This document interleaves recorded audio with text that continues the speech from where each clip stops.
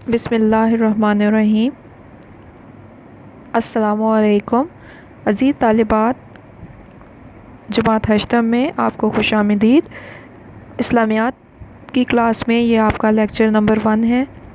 آپ کو جو کتاب پڑھائی جائے گی اسلامیات کی وہ اس کا نام ہے اسلامیات لازمی 9-10، جو کہ Punjab curriculum and text book board Lahore کی کتاب ہے۔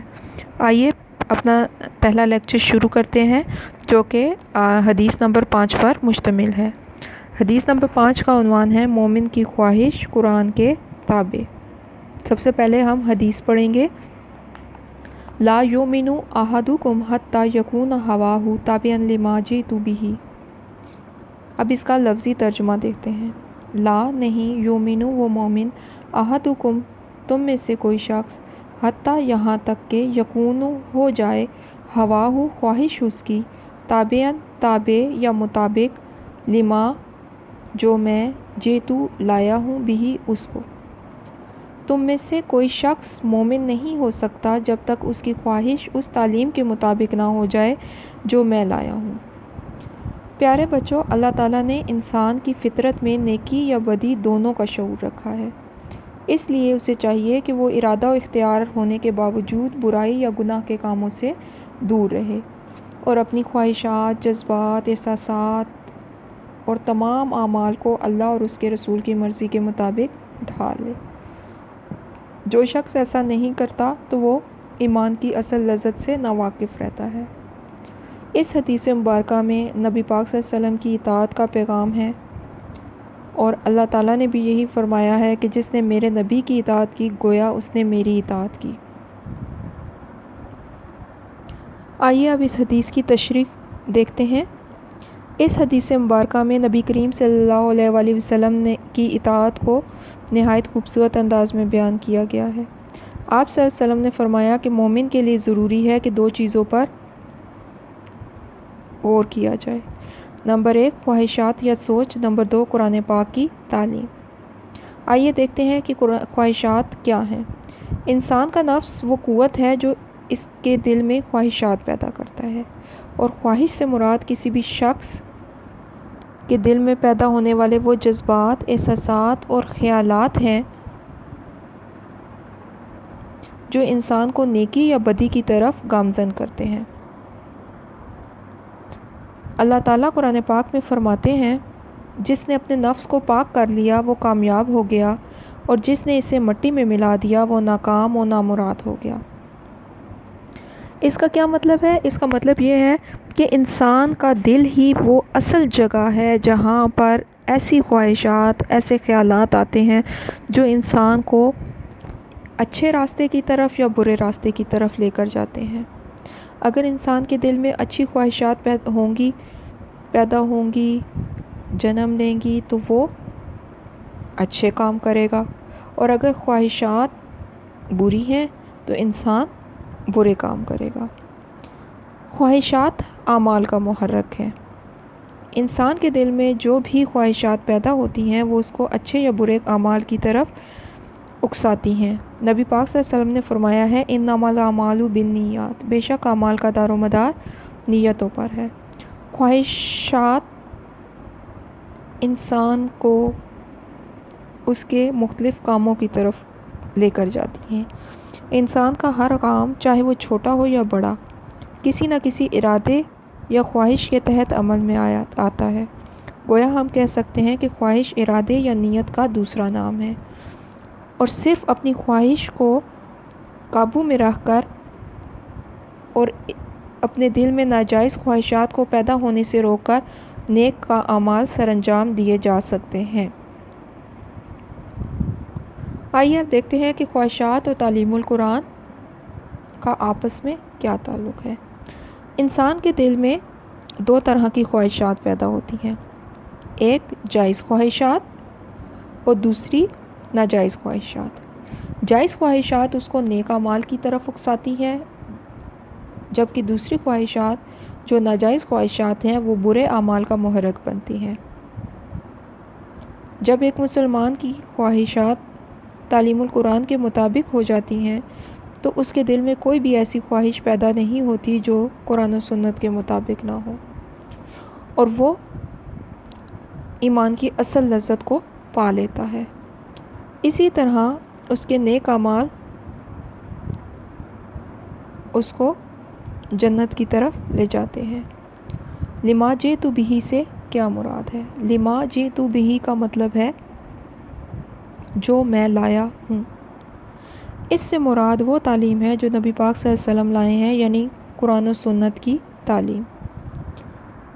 قرآن پاک میں اللہ تعالیٰ فرماتے ہیں، اے محمد تمہارے رب کی قسم یہ لوگ اس وقت تک ایمان والے نہیں ہو سکتے جب تک اپنے تنازعات میں آپ کا حکم نہ مان لیں، اور پھر جو فیصلہ آپ فرما دیں اس پر تنگ دل نہ ہوں، بلکہ پورے طور پر اس کو تسلیم کر لیں۔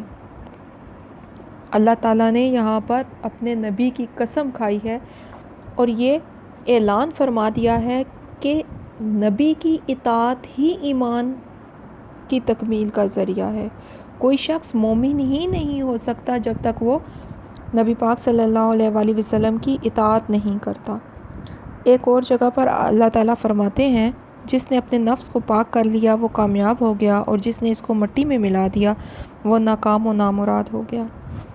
اب ہم نے یہ دیکھتا ہے کہ نفس پاک کیسے ہوگا؟ جب آپ کے دل میں خواہشات ہی وہ پیدا ہوں گی جو دین اسلام اور تعلیمات قرآن کے مطابق ہیں، تو اس کا مطلب ہے کہ آپ کا دل پاک ہو گیا ہے۔ آپ دوسروں کے بارے میں اچھا سوچیں گے، دوسروں کے لیے اچھے کام کریں گے، تو آپ کا عمل آپ کی اس نیت کا آئینہ دار ہوگا۔ آگے دیکھتے ہیں کہ نبی پاک اور اللہ تعالیٰ نے اس بارے میں اور کیا فرمایا ہے۔ اسلام میں خواہشات پر قابو پانے اور ضبط نفس کرنے کو جہاد اکبر کہا گیا ہے، اور جب مسلمان اپنی خواہشات کو تعلیم القرآن کے مطابق کر لیتے ہیں تو وہ حقیقی مومن کہلاتے ہیں۔ اگر خواہشات کو آزاد چھوڑ دیا جائے تو اس میں شیطان شامل ہو جاتا ہے۔ اگزامپل میں آپ کو اس طرح دیتی ہوں کہ ہر انسان کے دل میں پیسہ کمانے کی خواہش ہوتی ہے۔ اب اگر ہماری خواہش ہماری ایک حد سے بڑھ جائے، ہم میں بہت زیادہ دولت کمانے کی ایک ہوس پیدا ہو جائے، تو پھر اب اس خواہش میں شیطان کس طرح شامل ہوگا کہ وہ ہمیں برے کاموں کی طرف اکسائے گا۔ وہ ہمیں ہمارے اندر سے برے اور اچھے کی تمیز ختم کر دے گا۔ ہم جائز اور حلال رستوں کو چھوڑ کر ہم دولت کمانے کی دھن میں برے راستوں کی طرف چل پڑیں گے، اور پھر چوری کریں گے، ڈاکہ ماریں گے، کسی کو قتل کرنے سے بھی اجتناب نہیں کریں گے۔ اس لیے قرآن نے شیطان کو انسان کا کھلا دشمن کہا ہے اور اسے عدو مبین کہا گیا ہے۔ قرآن پاک میں ہے کہ اللہ کی اطاعت کرو اور اس کے رسول کی اطاعت کرو اور اپنے اعمال کو ضائع نہ کرو۔ ایک اور جگہ ہے، اور اللہ کی اطاعت کرو اور اس کے رسول کی اطاعت کرو، اگر تم منہ پھیر لوگے تو ہمارے رسول کے ذمے تو صرف پیغام کو کھول کھول کر پہنچا دینا ہے۔ یہاں پہ پھر اللہ تعالیٰ مومنین کو تاکید کرتے ہیں کہ وہ کسی صورت بھی رسول خدا کی نافرمانی نہ کریں۔ کیوں؟ اس لیے کہ نبی کے ذمے تو صرف اللہ کا پیغام پہنچانا ہے، لوگوں کی رہنمائی کرنی ہے۔ جب کسی کے پاس تعلیمات پہنچ گئیں، نبی کی تعلیمات آ گئیں، اللہ کا حکم آ گیا، قرآن پاک کی تعلیمات آ گئیں، اور وہ ان پر عمل نہیں کرتا، رسول خدا کی اطاعت نہیں کرتا، روگردانی کرتا ہے، تو پھر اپنے اعمال کا ذمہ دار وہ شخص خود ہوگا، اور اس کی سزا جہنم کے علاوہ کچھ نہیں ہوگی۔ ایک اور جگہ اللہ تعالیٰ فرماتے ہیں، اور کیا آپ نے اس شخص کی حالت دیکھی ہے جس نے اپنا اللہ یا رب اپنی خواہش نفسانی کو بنا رکھا ہے، اور اللہ نے اس کے باوجود سمجھ فہم کے گمراہ کر دیا ہے، اور اس کے کان اور دل پر مہر لگا دی ہے، اور اس کی آنکھوں پر پردہ ڈال دیا ہے، تو ایسے شخص کو کون ہدایت کرے؟ کیا تم پھر بھی نہیں سمجھتے ہو؟ یعنی اللہ تعالیٰ نے انسان میں اچھائی اور برائی کا شعور رکھ دیا ہے، اس نبی پاک صلی اللہ علیہ وسلم کی تعلیمات کے ذریعے انسانوں کو، لوگوں کو نیک اور بد کا فرق سمجھا دیا گیا ہے، ہدایت کر دی گئی ہے، رہنمائی کر دی گئی ہے، پھر بھی اگر کوئی شخص نہیں سمجھتا تو اللہ تعالیٰ نے اس کے کان اور دل پر مہر لگا دی ہے اور اب اس کو اللہ کے سوا کوئی ہدایت نہیں دے سکتا۔ آئیے دیکھتے ہیں کہ احادیث کی روشنی میں خواہشات اور تعلیم القرآن کا کیا حکم ہے۔ آپ صلی اللہ علیہ وسلم اپنی خواہشات اور نفس کو تعلیم القرآن کے مطابق رکھنے کے بارے میں فرماتے ہیں، اپنی خواہش کو تم قرآن مجید کی مطابق کر لو۔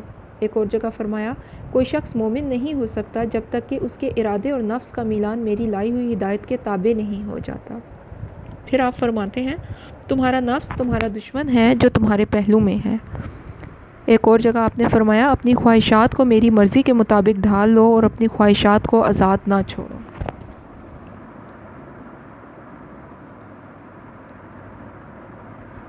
پھر فرمایا، بہترین جہاد یہ ہے کہ تم اللہ کے لیے اپنے نفس اور اپنی خواہش سے جہاد کرو۔ قرآن اور احادیث کا بغور مطالعہ کرنے کے بعد اب ہم اس پوائنٹ پہ پہنچے ہیں، اس نقطے پہ پہنچے ہیں کہ انسان کی فطرت میں نیکی اور بدی دونوں کا شعور موجود ہے۔ ایک مسلمان کی سوچ اور اعمال جب قرآن و سنت کی تعلیم کے مطابق ہو جاتے ہیں تو وہ اپنے لیے حدود کا تعین کر لیتا ہے۔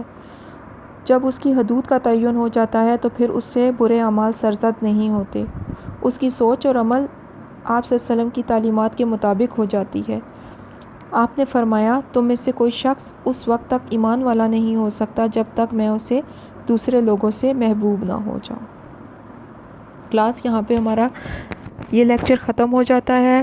مجھے امید ہے کہ آپ کو حدیث کی بہت اچھے طریقے سے سمجھ آ گئی ہوگی اور آپ کے دل میں بھی کوئی ایسی خواہشات پیدا نہیں ہوں گی جو تعلیم القرآن اور نبی پاک صلی اللہ علیہ وسلم کے طریقے کے منافی ہوں۔ ہر حال میں کوشش کرنی ہے کہ آپ کے تمام خواہشات اللہ اور اس کے رسول کے تعلیمات کے مطابق ہوں تاکہ ہم قیامت والے دن سرخرو ہو سکیں اور نبی پاک صلی اللہ علیہ وسلم کی شفاعت کے حقدار ہو سکیں۔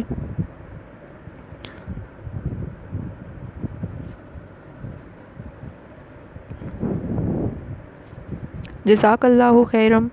اپنا اور اپنے والدین کا خیال رکھیے گا